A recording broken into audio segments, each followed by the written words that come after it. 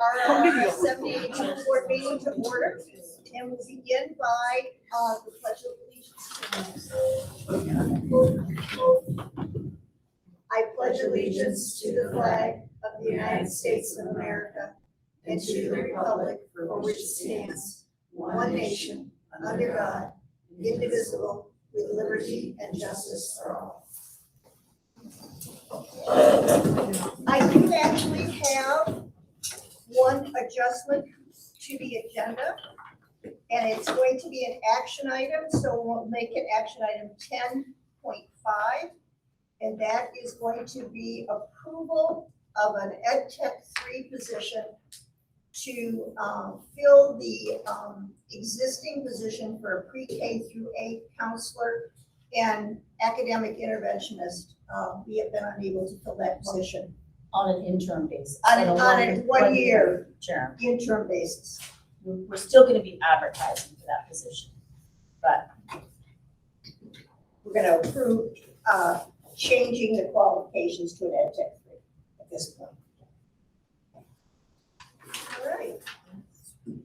Having said that, may I have a motion to approve the minutes of the September 13th board meeting? so Thank you, Keelan. Do I have a second? second. Okay, thank you, Amber.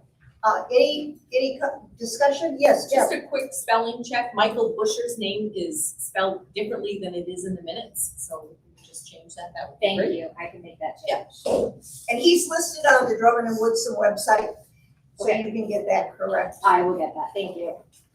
Terrific, thanks, Amber. Any other adjustments?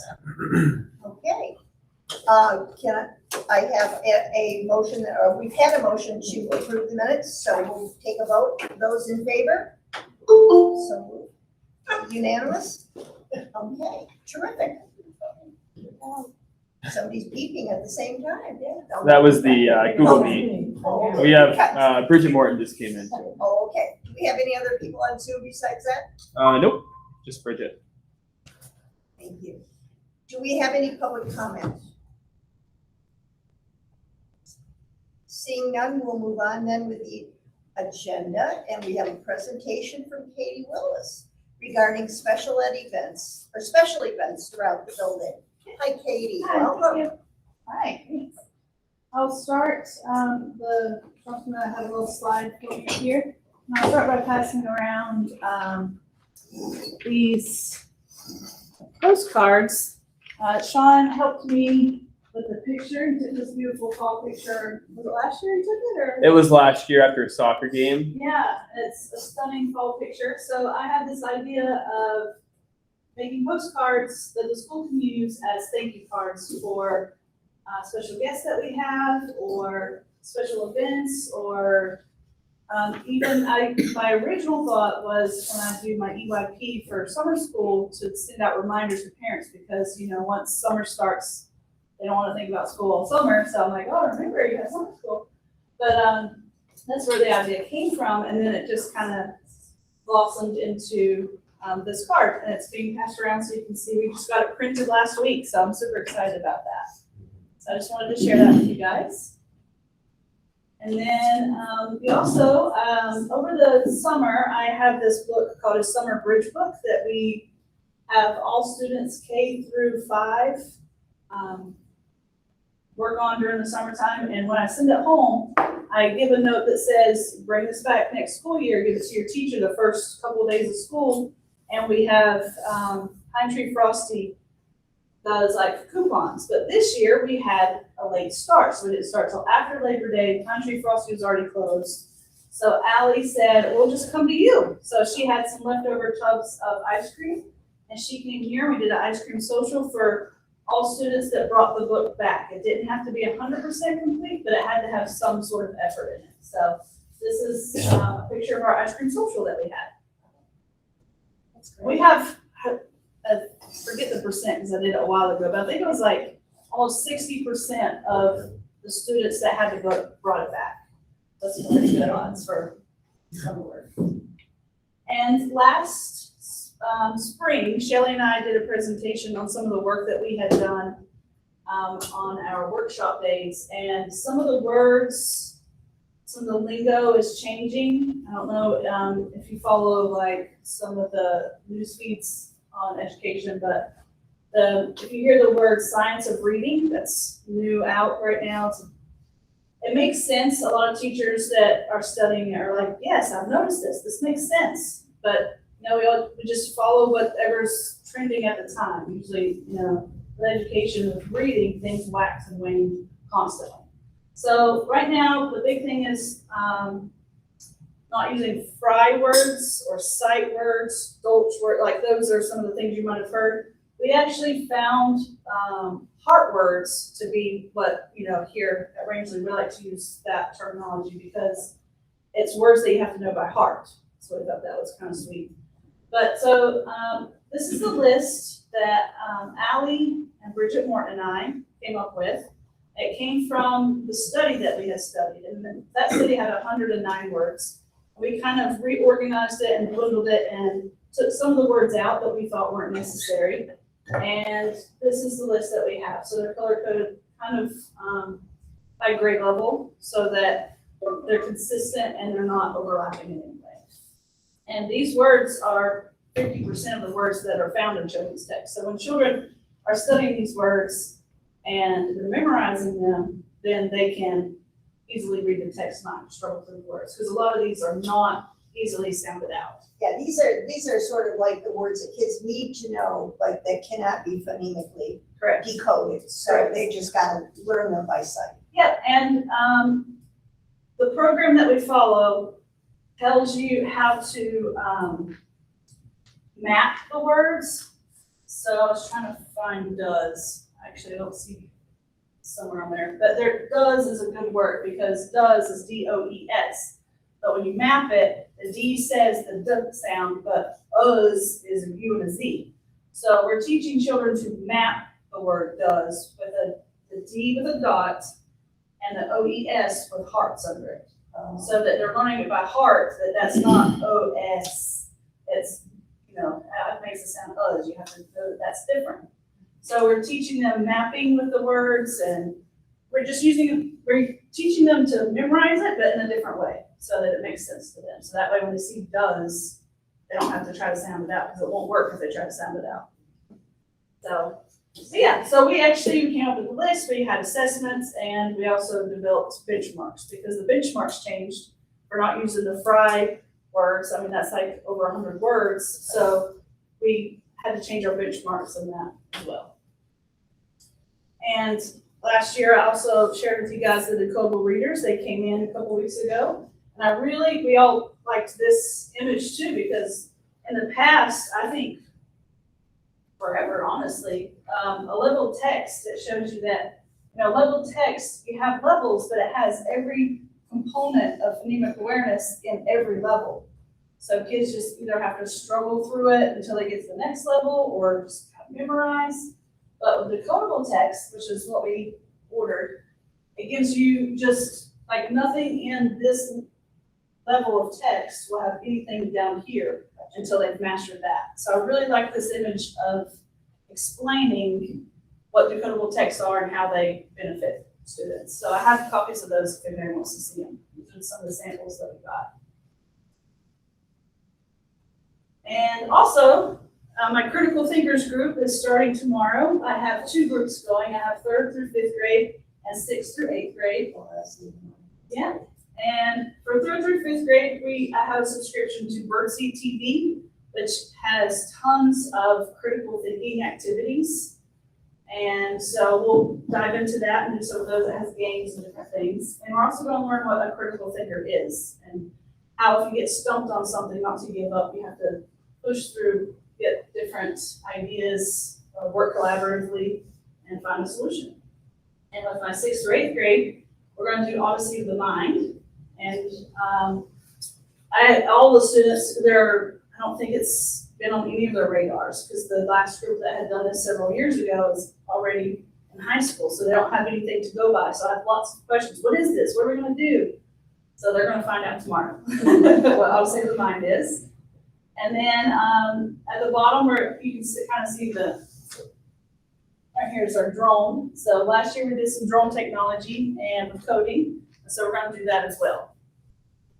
So that's the 6th or 8th grade. Yeah. Perfect. So that was kind of the end of mine, but it's going to transition into middle school. So any questions on? Comments or questions for Katie? Thank you. Thanks. Good stuff. Okay, and we'll just Thank you, Katie. go into the Tanglewood. Okay. Yeah, thank you. Katie actually, was one of our chaperones at Tanglewood, so you all had approved this trip, I think in July we came, to have the whole middle school go to Tanglewood. It's a 4-H camp in Lincolnville, Maine. And it really focuses on cooperative learning and problem solving using, an ecological curriculum as the way to work through problems. So it was the return of our middle school annual fall overnight field trip. We hadn't done that since 2019 due to COVID. So this was really wonderful, and we were thinking about which trip we wanted to do this year, and this was the one that made the most sense because it brought kids back together in a community and allowed them to share space together and learn to work together in different ways, and as in some ways, a new middle school configuration as well. So as faculty, and coworkers, supporting students in all different kinds of ways to learn to work with each other and to develop a common language with the kids as well, and just to get to know each other after some years of really having to function in a different way. So first of all, I want to thank Katie. She had said after the trip, everyone just send me your pictures. I'll put a slideshow together. So Katie's been hard at work. She actually put this together for us. It's wonderful. But we had the whole middle school teaching staff. Ms. Durrell came.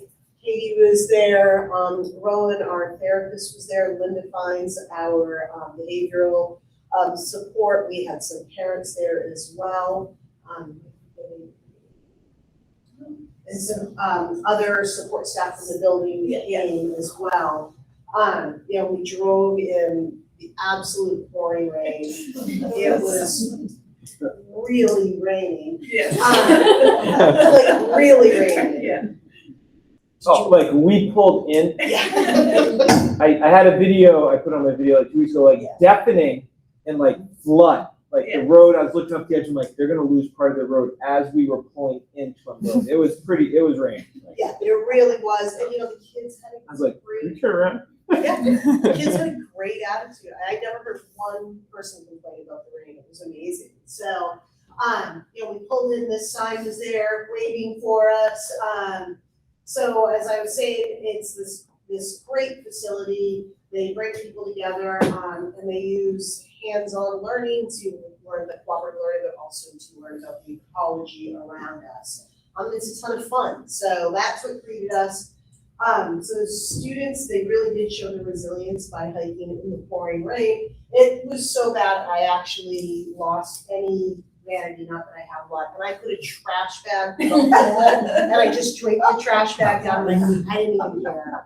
And I was so happy, and I still got wet with the trash bag. I learned that my rain jacket's not waterproof. Oh, there you It's go. water resistant. Yeah. So, we had ponchos and, we were outside doing activities. They had some indoor activities, but a lot of it still, we just kept going. We were outside.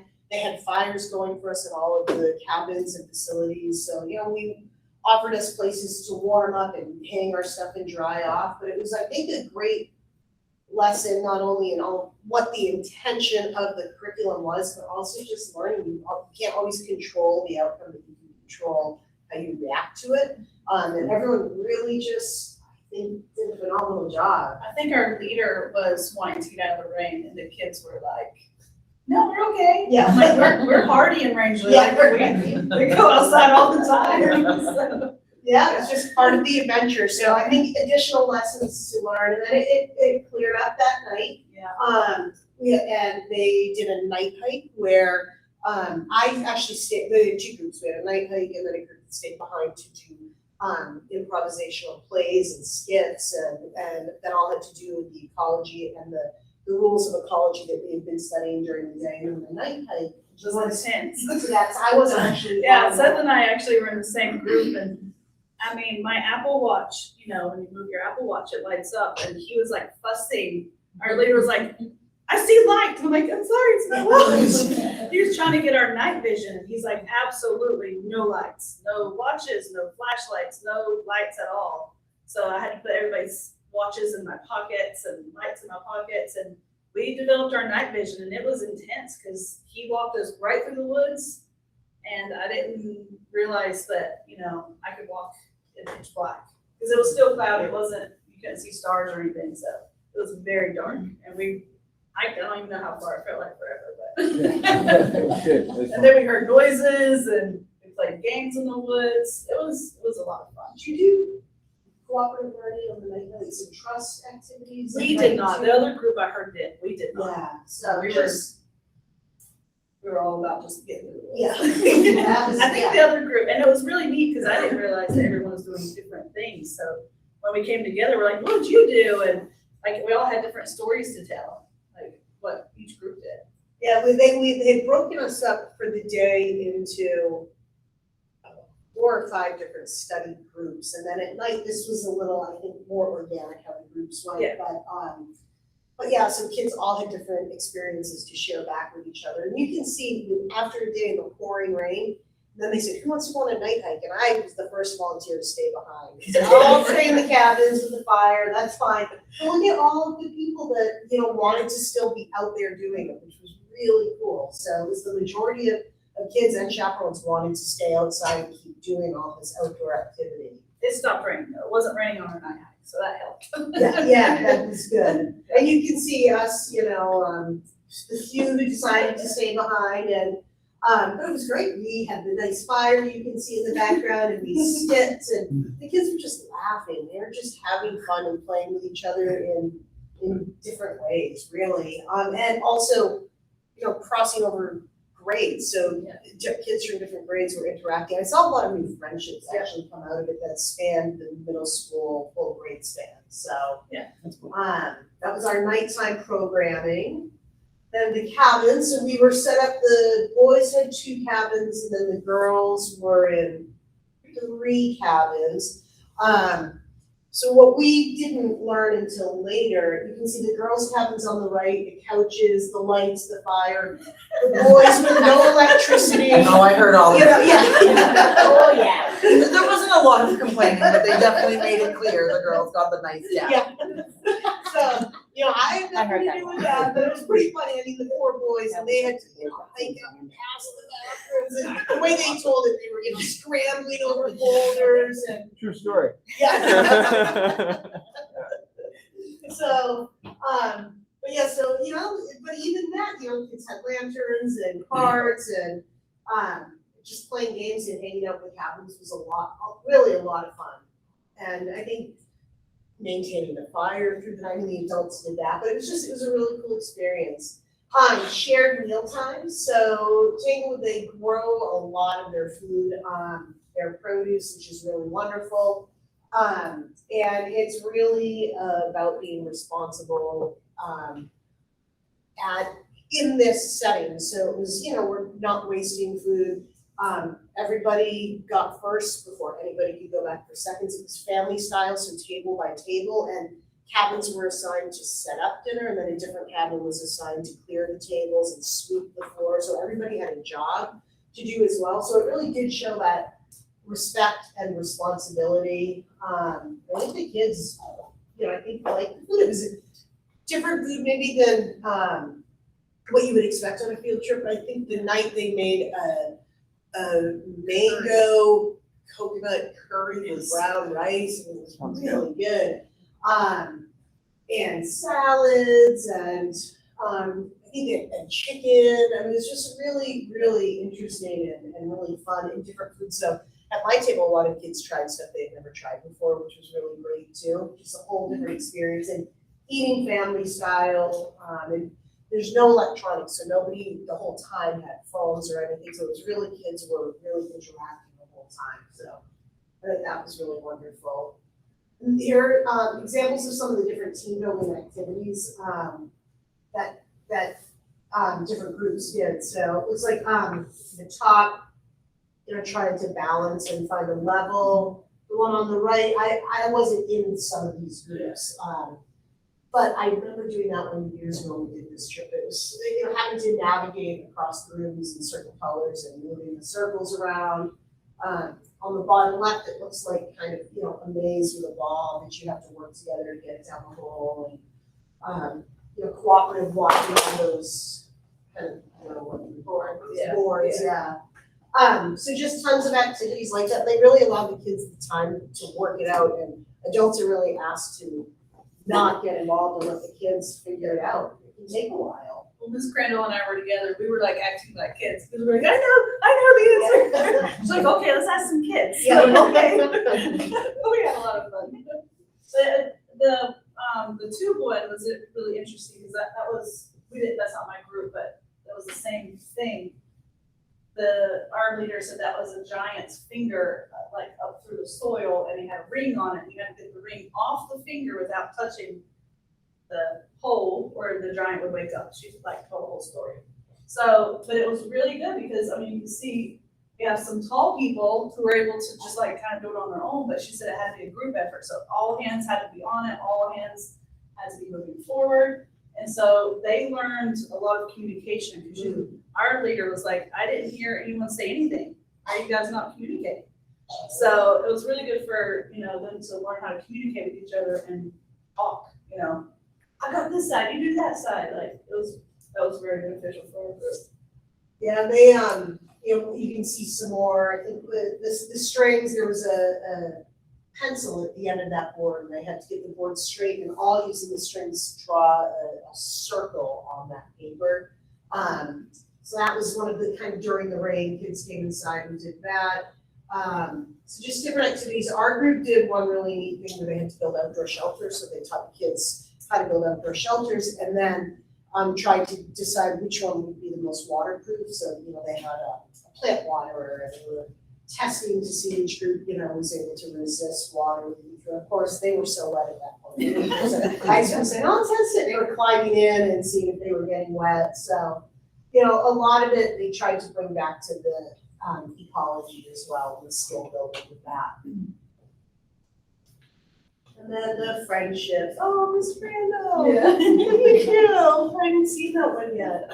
I think there were a lot of new friends, and even in these pictures, I'm looking, and because I know the kids, I could see, 6th and 7th grader, 8th grader, and 6th graders, so it was really nice to just see kids from all different groups come together. And I will say my observation being back here at schools, there are friendships that have lasted and are have grown since we've come back with kids that I don't think were either knew each other or were in the same kind of social groups before. So it was really a lot of laughs, a lot of smiles, a lot of fun. It was wonderful. They do such a great job facilitating too, and they're awesome. Yeah, it was great. And the last day we had to stand in a circle, the last morning, and everyone had to say one word about the trip, and it was really nice, just joyful and refreshing, and the kids I think they just really had a good time. It's my impression. And when we came back Monday, they were all abuzz, still all chatting about it, laughing. So, and they learned a lot about each other and themselves, and I feel like we have a stronger 6th grade community. So thank you for supporting us doing things like this. I think it's really so great for these kids to have these opportunities. So thank you. And for it to be electronic free was huge too. Yeah. They didn't have them at all for like 24 or more than 24 hours, I guess it was. Yeah. Yeah, till we left, yeah. Yeah. When they brought the tubs out, they're like, oh, look at my phone. It's kind of funny, but Yeah. they did great. They really did. And Tanglewood said 2 different counselors came up to me at the end and said, gosh, you kids are so great, they're so nice. Which is, I love to hear that. I feel like when we do trips, I hear that a lot about kids from our community. So they just really said they're a really wonderful group to work with. So that felt really good that kids handled it and represented themselves and us and this community really well. So yeah. Do you have any questions or comments?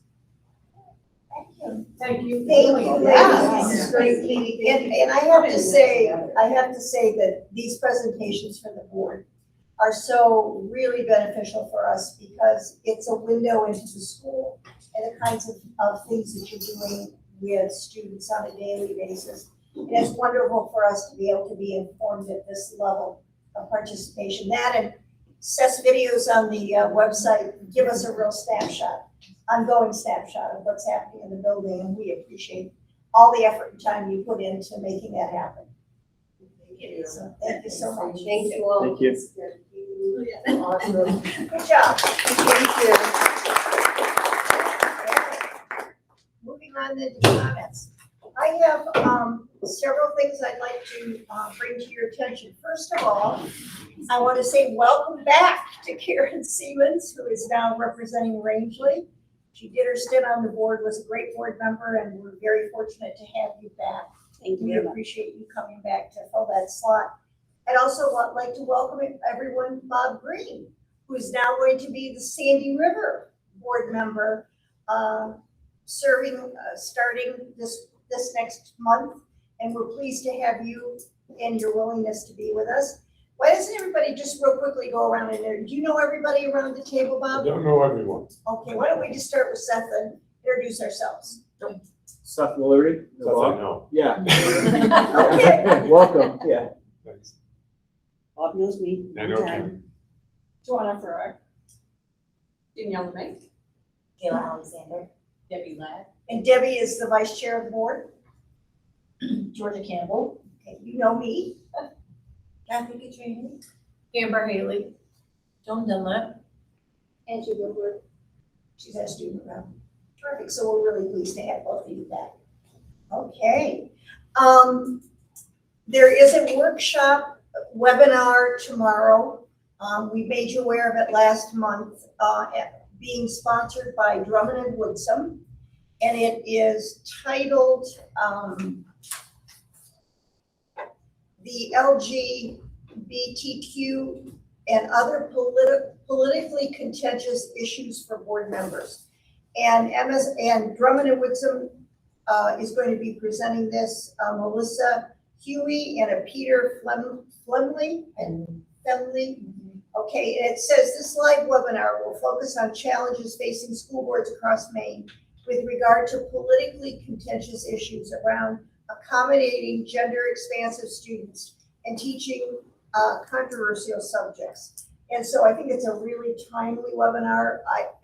It's going to be tomorrow at 4 o'clock, and it's going to be hosted here at the building. So if you're interested in participating, I believe it's going to be Rose classroom, yes, the high school math class. the high school math classroom. So do any of you think you're going to be able to participate? Oh, good. I'm glad to see that. Yeah, and so I would ask those of you who do participate, if you could share with us at the next board meeting. We're also going to see if Drummond and Woodsum is going to make any kind of a video of it, that those of us that missed it could participate in. I don't know, Sean, if you could look into that, or if we could record it, if other board members, I have a conflict, so I can't be there, but I'd really like to see it. We could record one of their webinars. I think that would be something like a licensing thing. Yeah, so it might be, if they record it, I'd be happy to help you try to find it. And then usually they give you a link, right? Correct, Just yeah. go in and do it on your That's own. usually generally how that, yeah. I appreciate that. So Yeah. we'll check into that and send out an email to let you know. We're also going to be having a board workshop at our next meeting. And if you remember, which I didn't when I was talking with Steve Bailey at MSMA, that we bumped our next board meeting out till the 15th of November because the 8th is election day. Oh, yeah. So the purpose of that board workshop is going to be goal setting for the board. Last year, you remember, we did goal setting and we selected communication and curriculum. And we've put a lot of energy and effort into those two areas, and I think have reaped a tremendous amount of benefit as a result of that. So those of you that can join, it's just going to be an hour earlier, from 5 to 6. So please mark your calendars because I would very much like to have all of us participate in that. You also notice on your tables, you got a copy of library notes. These are beautifully, beautifully done by Abby. We're so Hot off the press, just for you, Mary. hot off the press. Hot off the press. So happy to have these, and these are hosted on our website, and they're just a terrific resource for parents. So we appreciate all the energy you put into that for us. The last thing I'll just remind us of, remember Robert's Rules of Order. I would really appreciate it if you wait to be called on during our discussions, and our 2-minute rule. I think our conversations will go more effectively if we try to comply with that. And I guess that's all I have, so I'll turn it over to Georgia. Okay, thank you. First, I'm happy to announce that our community open house, we are gonna have a community open house this year. And it is November 9th from 5 to 6 p.m. Every night.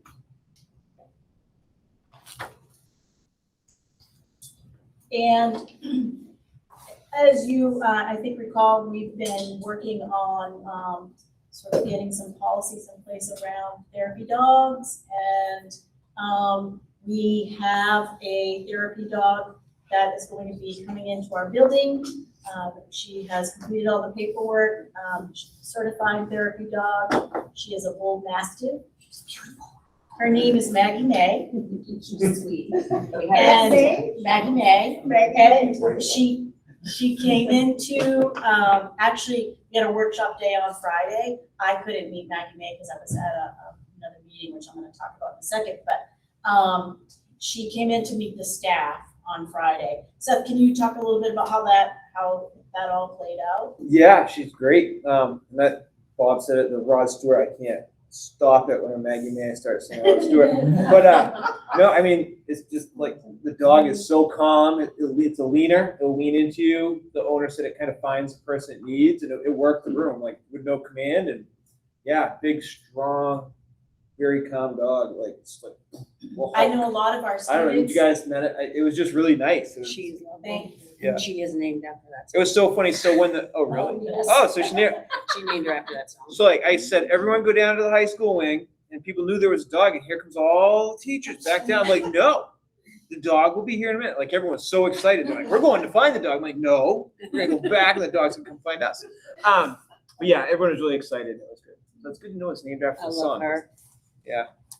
My understanding is that a lot of our students have already met Maggie May through the CIA program. So I'm going to be working with the Student Services Department in how to best sort of bring Maggie May in. And then we're also going to be reaching out to families in regards to allergies and maybe anybody that may have fears of dogs and those kinds of things. So we still have some logistical stuff to work out, but it looks like it's gonna happen, so really excited about that. So on Friday, I went down to CMCC, Central Maine Community College, to meet with a gentleman there who is really wanting to and working to support the workforce shortage with area businesses. And so we talked about how maybe that program could benefit some of our current staff. We have some staff in our building that needs some coursework to get, some further credentialing, some ed techs in the building. And through the Maine Workforce Development Compact, we can get provided some grant funds through the Harold Alfond Center. So I'm in the process. I did the paperwork today to become a partner. I'm waiting to hear if we will be accepted as a partner, and if so, I'll be working with some of the staff that are in need of some coursework that will be paid for by them. And there's a bunch of different funding streams that they can tap into. So that's really exciting. In addition to that, there's scholarships available. There's resources also available, such as being assigned advisors and tutorial services. So I will keep you all up to date on how that's all going. I've met with a couple of the staff today. So part of my responsibility in this will be meeting with staff, trying to figure out what their needs are, and then communicating with this gentleman. And then he's gonna work with us to try to make this work. So this is a really wonderful opportunity for some of our staff. And that's all I got. That's it. Thank you very much, Georgia. Seth, I'm gonna let Angelica go because we didn't meet beforehand. I don't want to steal any of her thunder because a lot of times we have some overlap in what we share. So The varsity soccer season is almost over with playoffs beginning soon. The boys' win to lose ratio as of now is 6 wins and 5 losses. We both just played Vinyl Haven like a couple hours ago, and the girls' win to lose ratio is 6-3. Trevor Dolbier has started a podcast on Spotify, and he gives weekly updates on sporting events such as of now it's soccer, golf, and there's, I think he briefly mentioned middle school sports once, but that could have been just a personal conversation with him. I'm gonna be honest with you. The high school musical production this year is Big Fish, and rehearsals have been going great. Everybody's really getting along. There's a lot of new people who have joined, which we're really excited about. And the show dates as of now, if COVID doesn't do anything, are November 18th, 19th, and 20th. Isabel Whittier and Lily Schaefer won the election for student council president and vice president, and we've had 3 meetings so far. Cheyenne Avery is the secretary, and I'm the treasurer. And Spirit Week was a really big success, and everybody had a lot of fun. Monday was Pajama Day. Tuesday was, Country versus Country Club. Wednesday was Anything But a Backpack Day. Thursday was Adam Sandler's Day, and Friday was Freaky Friday, which meant that people would like trade clothes with other people and dress up as each other. It was really fun. The sophomore class won and got a pizza party as a reward. And the student council is planning to have a homecoming dance October 22nd. It's going to be a semi-formal Halloween theme because the poll was between semi-formal and Halloween won by 1 vote. So we were like, okay, we'll just make everybody happy and do a semi-formal Halloween one instead. And we begin fundraising for Puerto Rico already. And on October 7th and 9th, we had a 50-50 raffle. I believe the split was $950 something was what they got and we got. I'm not sure if they returned the money or not, but yeah. thank you, Angelica. That's terrific. I will say too, if we have that comment, Trevor's podcast is on Facebook, and it's also on the school website under athletics. So if you want to listen to it, it's a weekly update every week. Adam Sandler Day was awesome. That was, some of the kids brought it, but some of the staff, I was like, wow, that's spot on. Baggy shorts. It was good. Okay, Spirit. So on Friday, we had our teacher workshop. It was a great day. We started the day with a regional keynote. WMEC, we're a member of the Western Maine Educated Consortium. For 2 workshops now, provide a keynote. It was really good. It was Joe Beckham. And he just talked about the importance of connection, human connection, looking up from your phone, putting your phones away, your technology away. It was just a good talk. I think within the staff, there'll be a book study group maybe that will start over it. It was good. He had like 4, I can't remember all the pillars. Like his first thing was like, just tell people I love your face. Like he was hilarious. Like he's like, it's really uncomfortable at first, but then they're like, oh, well, thank you. But his big one is fail on. Like he had this picture of somebody like going over the handlebars on the bike, face on the pavement, just like fail on, like get up from that, figure it out. And just the power of connection. And he shared some, Dad, I saw this at another workshop, like around our phones that we all use, but there were like 2009, was it? When did the first one? 2008. 2000. Was that the 8 or 9 when the first iPhone? Yeah, so 2007. 2007, it came out. He had the picture of the presentation on stage. And in 2011, 85% of everyone had that in their hand. And all of our teen mental health issues, the graph just like goes like directly up. It's insane when you see it in a picture. So that was powerful. So we have a couple of copies of his book. And I think we have a book group that's going to study it and talk about it. So that was really cool. We had a planetarium here last Wednesday. Ranger Lakes Heritage Trust paid that whole bill for us. So thank you to them. And we did 3 shows, K through 2, 3 through 5, and 6 through 8. He brought it into the gym, inflated it. It was cool. I think like the younger K through 2 is Stories in the Sky, 3 through 5. It's our place in the sources. Yeah, I think so. And then 6 through 8 I thought it was really cool. It was Your Sky Tonight. And so Wednesday, the presentation we got inside was exactly what you'd see outside. And if you go out right now, like the moon's here, like over here, it's a really bright, that's Jupiter. And it's the brightest it will be for it'll be like 70 more years, but you can, it's huge. Like as I go on, it's pretty cool. Portrait of a Learner. So I've tried to get out a bunch of communication. We're putting off the design team meetings. I mean, we emailed, we Facebook, I emailed every like Board of Selectmen, Chamber of Commerce, held the one on the site, got the word out. I'm not gonna count Shelley, 2 parents, not outside the school board and staff, 2 parents that reached out to be on this design team. So I talked to our rep. He said, listen, he goes, use the next 2 months to build more interest. He's like, maybe try something out. Sonia has a good idea, maybe making like a cool video. Like she has all these ideas of like blank faces and who fills the face. And, to build this team, I want it to be well-rounded and a little bit bigger than just like some board members, some teachers, and 2 parents. Even though I know we cross a lot, like teachers are parents, board members are parents, but. So anyways, I'm looking at starting the meetings in January and use the next 2 months. He's like, you'll have some basketball games maybe.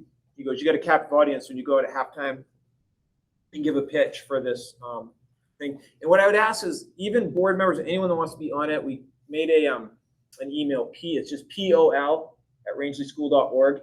If you could please email me and say yes, because I'm starting a list and I'm going to communicate out from there. But so you hope to build from there. That's like one last funny thing about Tanglewood. It'll be quick, I promise. We did this activity called Helium Stick. 4 people, you fit 2 fingers out. Well, you have 4, 2 on each hand, and you have to like get the stick to the ground. But it's a lower, but you lift things so the stick doesn't move. This one kid was like, so tell me about this stick. Like, it's a stick. No, he's like, where's the helium? Like, he was convinced that the stick had like some special powers. You're like, no, like, look at, right, you're trying to like lower, but you have to lift. He's like, so there's helium in the stick? I'm like, oh my goodness. Finally, I think we came around. We're like, it's a stick. That was pretty cool. That's all I have. Yeah. Thank you. Cool. I appreciate that. Okay, moving on then to committee reports. Kathy, I'll start with you, policy committee. We met on October 3rd.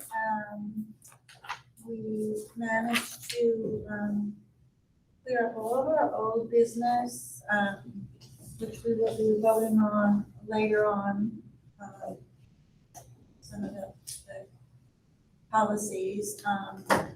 And then the new business, we tabled all of it because we have to look into some kind of, they're all required policies that the MSMA and the I guess Maine Education wants us to change some wording, and we just want to talk to our lawyers first before we go ahead with that. So it was a very productive meeting, and we're still working very hard on keeping up with our mandate, sort of, to review our policies every 3 years, so that every policy is never older than 3 years in review. So we're keeping it up to date. And the next, our next meeting will be, and this was something I wasn't sure about. It's supposed to be Monday, October 31st. Right. Which is Halloween. Does that create a problem? Yes, huge. Huge problem. Yeah. Is it later in the day? That's the Yeah. day that the town does trick or treating. So can we change it to Tuesday, November 1st? That would be fine with me, but I want to check with, powers that be. What time, Kathy, on It November? would be at the same time well, it would be 3 o'clock because we won't be having curfew. Right. But we could do it 2:30, whatever works. The evaluation committee is meeting, but that's just a couple of us on the board in the morning. And I think, I don't know, Joan, I think you and I are the only crossovers for policy. So that's also.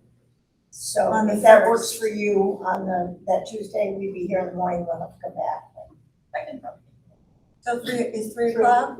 Yeah. So November 1st. November 1st then, yeah. Okay. That's it, and Are we doing curriculum before that? we're not gonna be doing curriculum, can I do that report now, so that's not 8.4. We won't be doing curriculum until January. Okay. All right, okay. Okay, thank you, Kathy. And again, you know, my personal thanks for the hard work you put in to getting all those policies that we talk about ready for us. I'm gonna report out for Chris Farmer on the Finance Committee since Chris is somewhere pursuing a moose in the woods and was not able to be with us. We just discussed this afternoon oil, propane, and pellet bids. And those will be action items later on the agenda. We also talked about bus number 5. The problem with bus number 5 is that it is so rusted on the frame underneath that it will not pass inspection. So the decision was made that we'll table any decision right now because this was kind of Chris's pet project. But probably what will happen is it will be put up for bid for somebody who wants to transform it into a miraculous tiny house or whatever people do with old used buses. Okay. We also reviewed the monthly financial reports, and we appear to be very much in alignment with respect to the volume or percentile of expenditures that are occurring now within our various categories.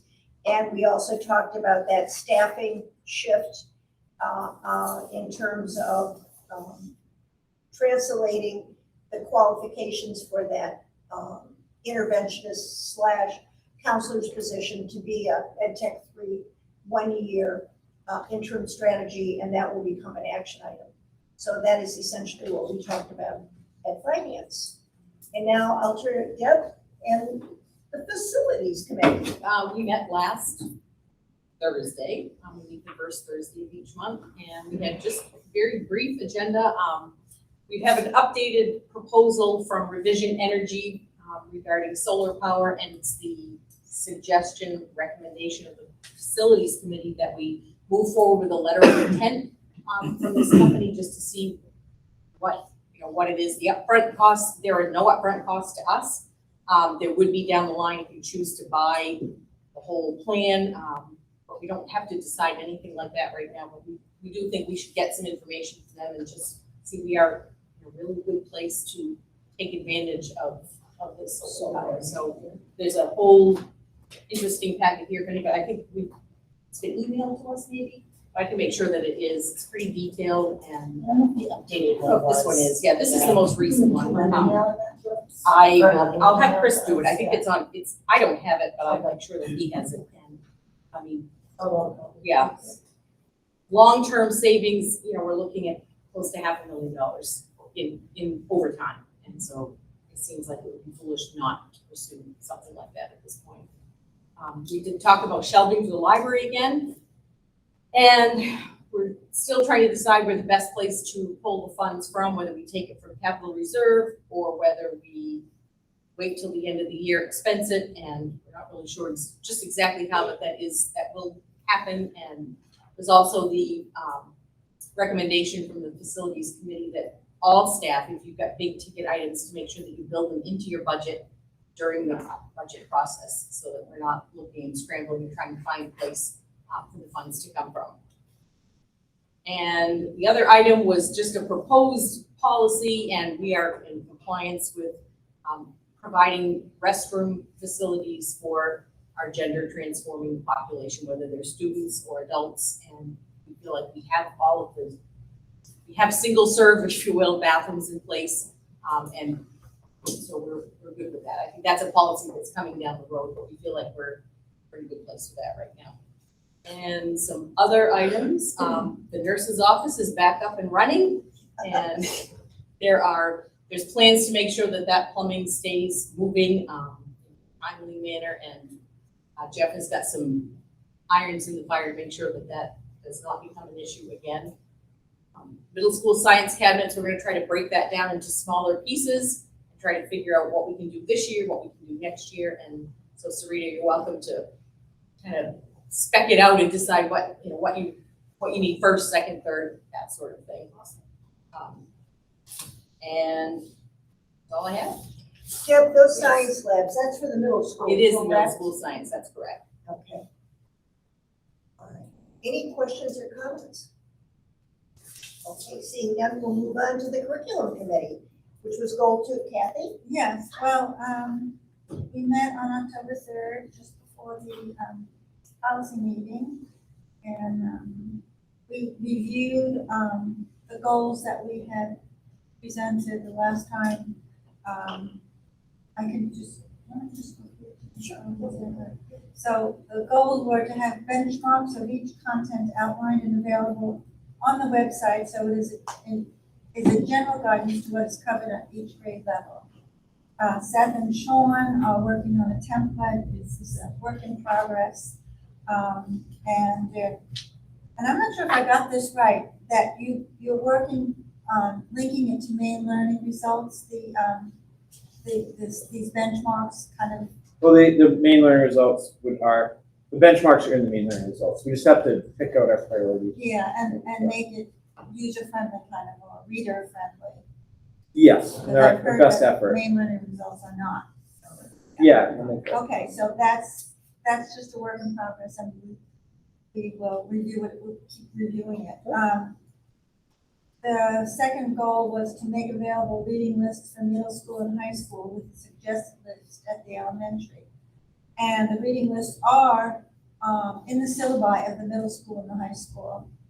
And the syllabi can be found on the school website under academics classroom pages, if you want to see the syllabi for the middle school and upper school, high school reading lists, which I found very interesting. And I wrote them all down, and the ones that I haven't read, I'm planning on reading, just because I think I should be more educated.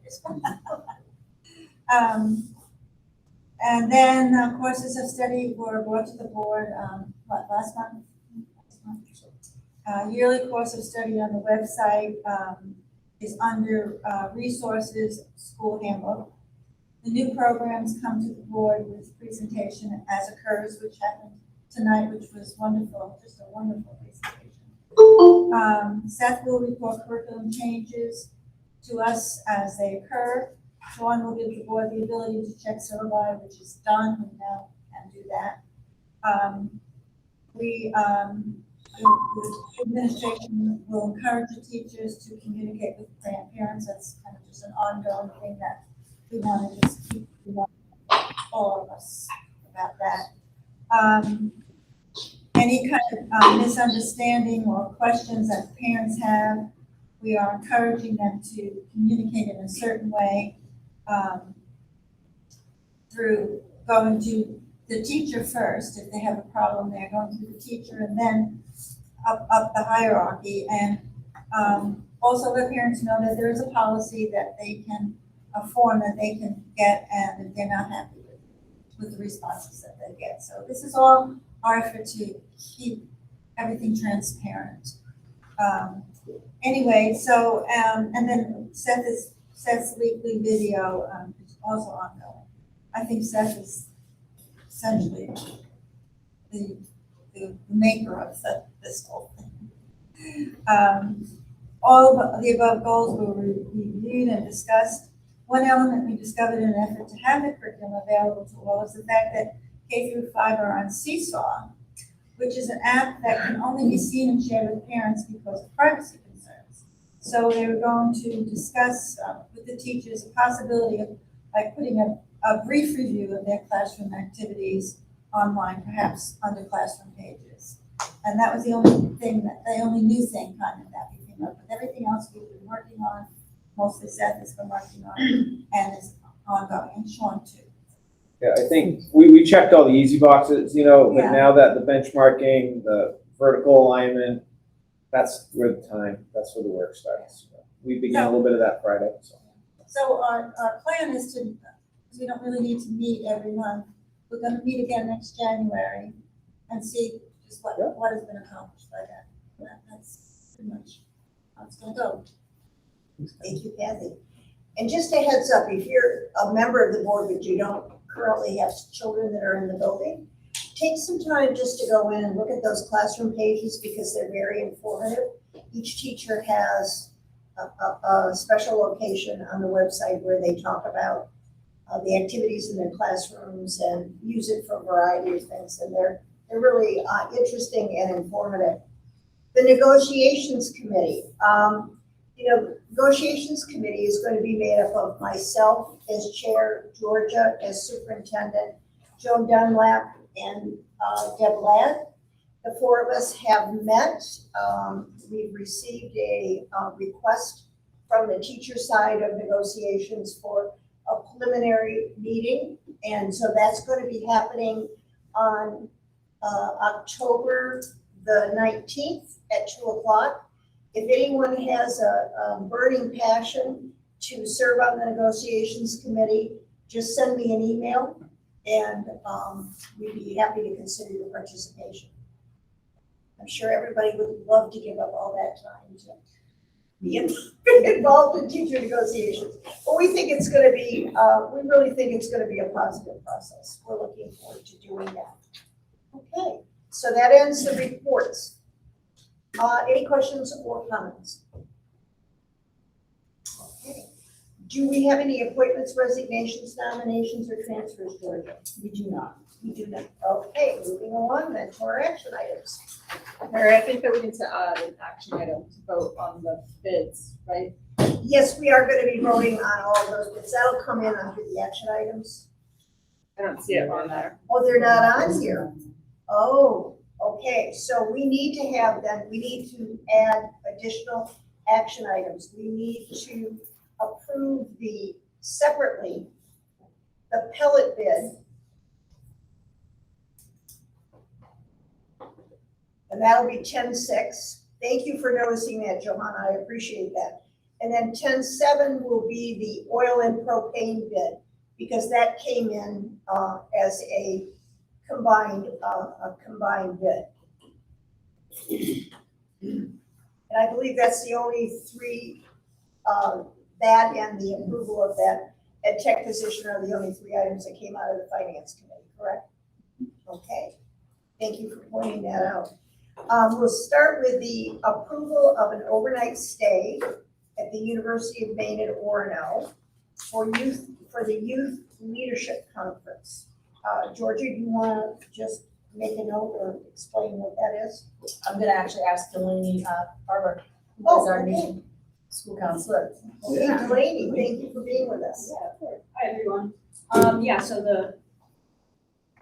Yeah. the Maine Youth Action Network is presenting the Youth Leadership Conference. It's on November 3rd through the 4th. So just a brief overview of some of what the conference includes is community building breakout sessions so that our kids could kind of, build some friendships, community with peers throughout the state. Some skill building sessions, so leadership, advocacy, things like that. There's also a networking and opportunities fair.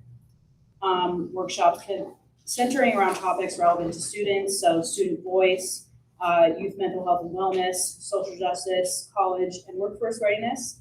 And the kids will also have the chance to experience UMaine's campus. They'll get to eat in the cafeteria, and I think there's an optional tour of campus. So that'll be pretty cool. So we're gonna have it open to middle school students, so grades 6 through 8, and 20 total kids can go. If 20 kids are interested, that'd be great. Lunch will be provided by UMO, and all other meals and lodging will be provided by Rangeley Health and Wellness. Thank you, Delaney. Before we ask Delaney questions, could I have a motion to approve this, and then we'll move into discussion? Second, okay. Kayla and Amber, okay. Those in favor? Oh, we're not voting on it, yes, I apologize. So any questions for Delaney? How's it being paid for, Delaney? Rangeland Health and Wellness is covering that, right? Everything, but we're gonna cover bus. Yeah. The bus driver, they're paying for room, board, fees, Mission, all that. principal's new car, what was there? Yeah, the principal's new car. Everything. No direct cost to students then? There's no direct cost to students at all. Okay, all right. I- And what grade level, how many students, what? So we're gonna open it up to the middle school students, grades 6 through 8. Six And, to eight. yeah, and 20 total students, and I think we're gonna go on a first come, first served basis, so first 20 students to get, their permission slips and forms back in. I just want to add to, I think this would, if we go, would be our 4th year. Michelle went twice, loved it. If you look at if you got this in this picture, like right there in the picture, that's Shelley and Joanne and our Rangeley kids. And Shelley enjoyed it. Maya did the first year. They brought back the Yellow Tulip Project. Yes. It's why we have the daffodils. Funny story for another time. Up on the field, our LRS is smashing the stigma of youth mental health, or mental health in general. So that was a great project that they brought back from that. Danielle, you have one? Is it going to be girls and boys or just girls? It's girls. Okay, so it's both. Yes. Okay, the teacher chaperones are Sarita and who? Me, and then Roman Doherty is our therapist. Okay. Any other questions? Discussion? Okay, all those in favor of approving this overnight leadership conference to Orno? Unanimous. Okay, thank you. And thank you for staying to share information with us. A motion then to adopt policy GBEEA, use of social media. Kathy, I'm going to turn it back over to you. Well, GBEA, was requested by the administration. I felt like, I don't know, what? It's a new policy. We don't currently have a policy in place that addresses social media use by our school employees, and thought it was really important. It protects our staff, and it really lays out some pretty clear boundaries in how social media can be used. We actually presented this policy to the staff at a staff meeting, have given them an opportunity to ask any questions or have conversation. We got very little to nothing back. And Sean, do you want to add any more? You've been pretty integral. Yeah, the policy that we're pushing here is very similar to one that has been successful at Portland Public School District. So we looked at probably, I don't know, several different policies from around the state. This one seemed to be broad, so we hope that we don't have to amend it too much going forward. So, it's future-proof, hopefully.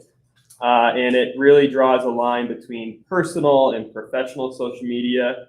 And the term social media is a fairly broad term. I think a lot of folks think of the popular platforms, but in the future, there will probably be an increasing use of educational social media use. So it creates a procedure to create a educational social media page, which we don't currently have. So I think it plays a lot of different parts, and I think it plays it well. Before I open It's up definitely time, yeah. for further questions, could I have a motion from someone on the board to adopt this policy? Okay, second? Second. Okay, Joan, any questions or concerns? You had an opportunity to look it over? I think it's really comprehensive, and I know we spent a lot of time talking in particular about the introductory paragraphs, particularly paragraph 2, dealing with, platforms, what platforms were appropriate for staff to be using, the role of texting in instances between a coach and a student or a teacher and a student. And I think we satisfied most of those questions.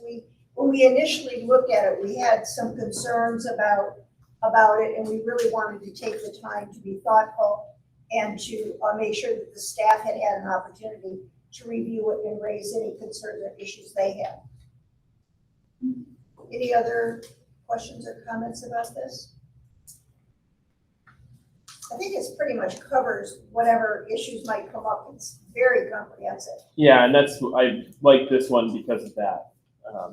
Comprehensiveness was good. I think some of them were kind of slim, and I think going forward, you don't want to create something that you have to amend multiple times because situations arise that doesn't cover it. Any other discussion, comments, concerns? Okay, so all of those in favor of adopting policy GBEEA? Unanimous? Okay, we can move on then to our next action item, which is a motion to adopt a revised policy, ACR, grievance procedures for persons with disabilities. Could I have a motion to adopt this policy, and then we'll open it up for discussion? Thank you, Johanna. Second? Okay, thank you, Amber. Kathy, I'll turn it back to you. This policy,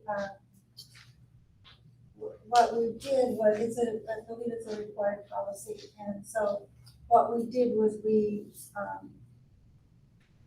completely accepted the MSMA's policy, AC-R. So we kind of rewrote our own policy. So this is the policy that we want to, it's not really an adoption, you haven't adopted down here, this is a revision. But, actually, it's a total. It says revision. It says revision on the motion, Kathy. okay. And it's essentially taking our policy but replacing it with MSMA's policy. There were some things that were similar, but theirs was just clearer. Okay. So, that's why I suggested that we take that policy and, it's just one of these things that needed to be reviewed and hence revised. Any questions or comments? All those in favor? Passes unanimously. Okay, terrific. So moving on then to a motion to again revise policy ADAA, which is school system commitment to standards of ethical and responsible behavior. Kathy? What we did here was, the MSMA, perhaps I should explain, what I do is when I take one of our policies, look at one of our policies that's in our policy manual, I then go to MSMA and I look at their policy and I compare the two. And especially with these policies which are required, most of these A policies are required by the state, I just feel that we're better off accepting their verbiage rather than going with what's on ours. And in ADAA, there was an entire section in MSMA's policy that's not in our policy. So we added that. It's on page 2. ADAA, yeah, there it is. It's all blacked out on highlighted or whatever you call it, on page 2, which we've added to ours to help cover,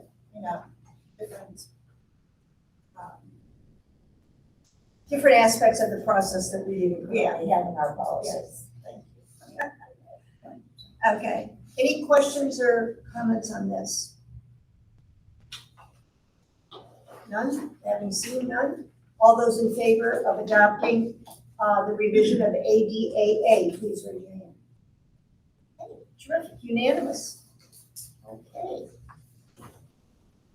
So now we'll go to a motion to approve a change in the current advertised position of a pre-K through 8 counselor slash academic interventionist from those qualifications to an ed tech 3 position. Is that correct? No. Oh, okay. I'll tell you what, you make the motion.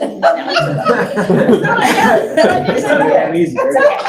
So we're not changing the position, we're still advertising for our, school counselor slash interventionist position. We've been advertising for that position for, well, since the end of the school year, we've been advertising. We haven't had any bites on it. But there's still a need right now currently for our students to get intervention. There's more of a need than ever. We've pretty much functioned in the past with 3 full-time interventionists in our building. We are currently right now, we have like 1.5 if you want to consider the time that Katie Willis is putting into the GT and enrichment program. So there's a need for it. We would like to just make this a 1-year position for this year, just so that we can fill that need and get our students the intervention that they so badly need and deserve. So the motion then is to approve this position as As an a one-year position. ed tech 3 position. Yes, Is that a that is, fair motion? that's perfect. Okay, can I have a motion to that effect? So moved. Okay, thank you, Kayla. A second?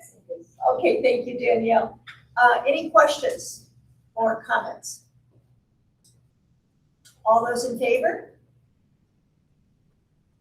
This is the quickest approval of action items on our agenda we've experienced. Get our second. Yeah, I think I'm looking at the time and I'm saying, why isn't it 9 o'clock? It's dark early now, so then we gotta get home. I want to thank you all for that. That will make a huge difference if we can fill that. Okay, so I like being down here. I need someone to make a motion to approve the, you've got this paperwork, but Maine Woods Pellet Company LLC is the only company that made a bid to deliver our pellets. We have worked with them in the past. They're willing to deliver at a rate of $240 a ton. So I need a motion to accept this bid. Okay, thank you, Kayla. Second, Johanna, any questions? Do we know what the going price is? Is this fair? Jeff says this is very competitive. They, It went up slightly in price. like, it was, I think something like 30 cents a ton was the increase from last year's budget. Good question. So that's very reasonable. And we have a gauge on our pellet holding tank that when it hits a certain point, they automatically come and refill it. And they wait for that because they want to deliver a ton at a time, a truckload of a ton at a time, which makes perfect sense when you think about it. And this currently, my understanding, is serving the need of heating the building about 50%. Plus we have 2 oil burners. And so this It's our place. backup heating source. Backup. So yeah. those really, really cold days. Yeah. The pellet stove will kick in. So it has proven to be a very advantageous thing for us to have. Any other comments or questions about this particular bid? Okay, all those in favor of accepting Maine Woods Pellet Company bid? Thank you. Okay. Moving on then. We received 2 bids from, for our propane / oil delivery for this coming year. One bid was provided by Dead River Company at a rate of $3.81.13 per gallon and a fixed price of $2.0246 for per gallon of propane. We received a bid also from S&K Fuels, which came in much higher. Well, not much higher, but it came in at 19 cents a gallon for oil higher. And no estimate of a delivery of propane. So my assumption is they don't actually deliver propane. So, the finance committee recommended that we accept the bid of Denver Company. Can I have a motion to that effect? Any questions or concerns? No. No discussion? So all those in favor? Unanimous? Okay, terrific. So seeing no other action items on the agenda, I'm going to entertain a motion to adjourn. Oh, and there's a mistake on your agenda, and I want to point that out. Our next meeting is not 11/8, because that's the election day. It is, it's November 15. the 15th. At 5 o'clock because of the board workshop. Okay, just so you make that note, don't want you to have incorrect information. Could I have a motion to adjourn? Second. All those in favor? I would just like to point out it's 7:15, ladies and gentlemen. All right. I'm so happy about that.